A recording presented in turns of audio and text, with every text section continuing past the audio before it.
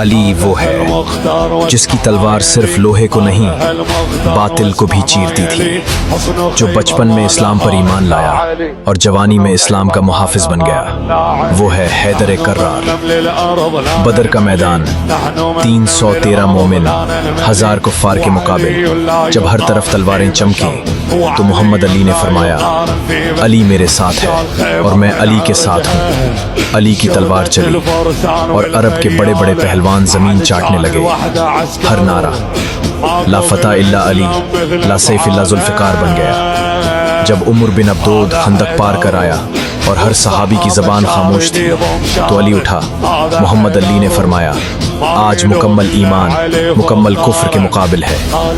علی میدان میں گیا، کافروں کا سب سے بڑا پہلوان چند لمحوں میں خاک میں مل گیا۔ وہ دن نہ ہوتا تو آج اسلام کا نقشہ کچھ اور ہوتا۔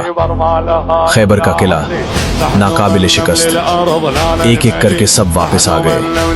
نبی علی نے کہا، کل عالم اس کے ہاتھ میں دوں گا جو خدا اور اس کا رسول علی پسند کرتے ہیں۔ صبح ہوئی، عالم علی کے ہاتھ میں۔ علی نے در خیبر کو کندھے پر اٹھا لیا۔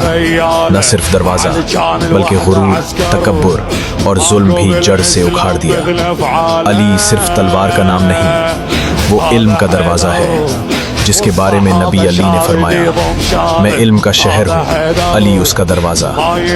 علی نے حکومت کی تو عادل یوں بولا کہ درخت کے نیچے فیصلے ہوتے اور رات کو بیواہ کے دروازے پر آٹا پہنچتا۔ مولا علی کی زندگی شجاعت، صداقت، قربانی اور عدل کا مجموعہ تھی۔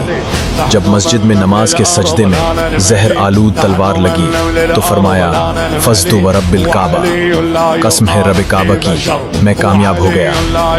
یہ علی ہے جو میدان جنگ میں بہادر تھا اور محراب میں زاہد۔